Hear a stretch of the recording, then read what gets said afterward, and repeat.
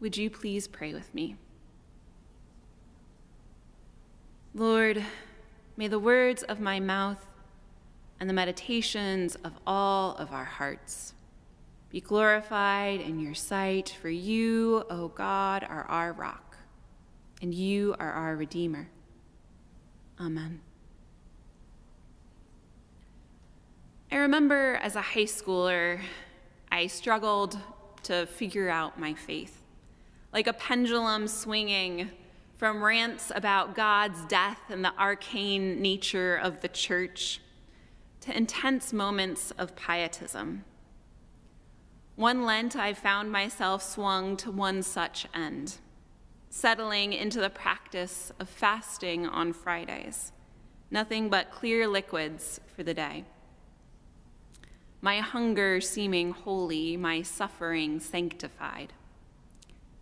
As a teenager in America, the commodification of bodies and the preferential treatment for the pervasively thin is rubbed in our faces as ashes are marked on our foreheads at the start of Lent. We are marked by this message too, though perhaps in more insidious ways.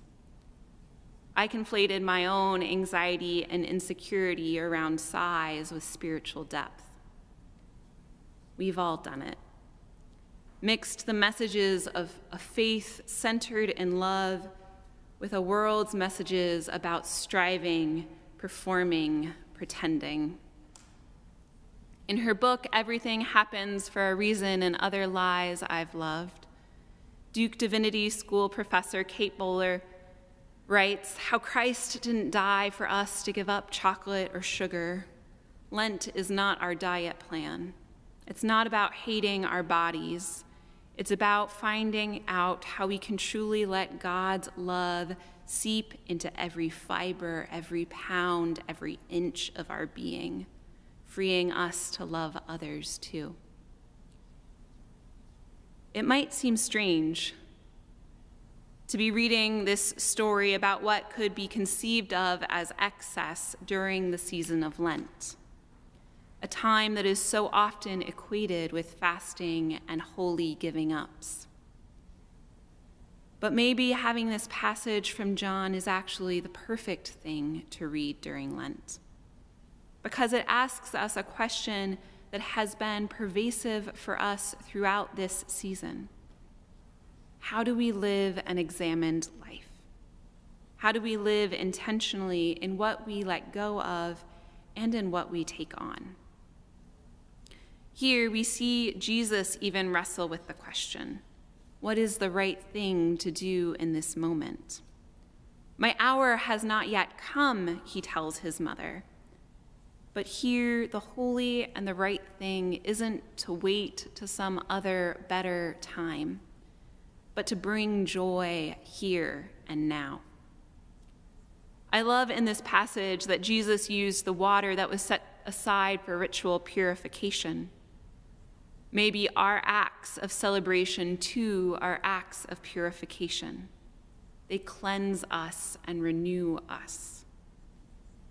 See, celebration is a holy thing. It is a recognition that life is precious and temporal. This message was abundantly clear for Jesus. Jesus is constantly surrounded by crowds in his ministry. They follow him up and down along the Sea of Galilee. And Jesus is continually breaking bread and sharing cups. In 3 short years from this feast, Jesus will be taking a cup of wine, pouring it out, blessing it, and asking the disciples each time they do this to do it in remembrance of him. This is the only party that's mentioned within the Gospels. You have other acts of abundance, the woman buying expensive perfume to anoint Jesus' feet, or the generosity that led to the abundance of the feeding of the 5,000, but this is the one and true only party. Maybe Jesus knew what lay ahead, the hard road that he would walk, preaching and teaching to those on the margins, a message that threatened the powerful religious elite and the Roman Empire. Maybe he knew the inevitable end of one who dares to dream of a different world order. And maybe, for the night, he decided to focus on the joy of this wedding. Maybe knowing the end made the joy of the present that much sweeter. It was my first year here at FCCGE, and my husband Dan was working for 1 year up at a church in the North Shore up in Lincolnshire. And one summer evening, we were driving home from one of his church events. And it was a lovely event with interesting people, but they weren't our friends. We were only there a year. And while at divinity school just months ago, we had this little family of friends that we had collected. We had weekly dinners where we rotated cooking, and the kitchen was filled with good smells and singing and dancing and pure joy. And then after graduation, as everyone does, we all left. We started our lives at the different places where we were called to ministry, throwing ourselves into these calls, so excited after these years of study to finally be getting to do this thing. But I will confess, that first year, I was also desperately lonely. And no amount of church events could fill my need for deep friendship. I found myself crying on our drive home that evening. My husband, a little alarmed, saying, "Well, when we get home, you can watch your friend Leslie Nope," trying to fix the situation. See, that year had been one filled with watching Parks and Recreation instead of messy kitchens and crowded tables. "My only friends are TV characters," I sobbed as we drove along. It happened slowly. Coffees here, a yoga class there. And 3 years later, on my birthday, sitting at card tables that were sinking into the lawn at the cottage over on Pennsylvania and Western where we used to live, lights strung in the trees, the tables were crowded, and there was food, and there was so much laughter. And this was a celebration of life, of the preciousness and the precariousness of relationships. It was a celebration of the bonds that tie us to one another. And we celebrated as the fireflies danced around us and the hot summer sun, this hot summer air clung sticky to our skin. The celebration was sweeter because I had felt its absence in my life. Now I want you to think of the best party that you have ever been to. Was it a wedding, like we read about today? Was it a birthday, maybe a concert? Or was it a just because the day was nice and the company was good kind of party?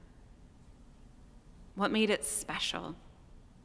Was it love felt among the folks gathered? Was it that people were allowed to show up just as they were? Was it so out of the ordinary that the magic of the moment brought awe and wonder and amazement? Was it that it was a bunch of strangers gathered together and moved by something? When the world is heavy, as it is so often these days, folks sometimes ask, how can we celebrate at times like these? How can we not celebrate? The act of celebration reminds us that the pain of the world is not all that there is. Celebration is an act of purification. It cleanses us, renews us, sustains us. It is as necessary as air, allowing us to breathe in and through the parts of life that are painful. Dorothy Day is best known for her role as one of the founding members of the Catholic worker movement. She housed and fed those most in need.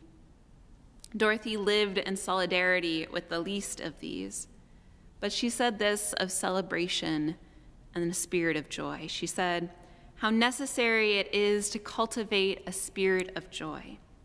It is a psychological truth that the physical act of reverence and devotion make one feel devout. To act lovingly is to begin to feel loving. And certainly to act joyfully brings joy to others, which in turn makes one feel joyful. I believe that we are called to the duty of delight." We are called to the duty of delight. Maybe we, like Jesus, wonder if the hour has yet come. We wonder how we can celebrate in times like these. But maybe in celebration, we too can see miracles. Maybe we can feel ourselves purified and strengthened and renewed. So what do you want to celebrate? This year I grieve, but this year there's also so much to celebrate. I celebrate the birth of my daughter. I celebrate the friends that have become family, for park playdates and meals made and care given. I celebrate the beauty of the bulbs coming up out of the cold, dark earth, surviving that long winter. We are called to celebrate the little and the big, the monumentous and the mundane. But what I'm reminded in this passage is that sometimes you're called to celebrate in ways that are big and extravagant and over the top. Swimming pools worth of wine over the top. Jesus didn't provide just enough. He provided an abundance. So what are you called to celebrate in a big way? Maybe it's a family reunion. Maybe it's a wedding anniversary. Maybe it's when finally, as a church, we can gather together, shoulder to shoulder, singing loud and sharing a meal. Whatever it is, I pray that for you, as you celebrate with your heart and with your soul, like those wedding guests in Cana all those years ago, you too will say, "Now that's a party." And I hope that you too will know that it is also holy. Amen.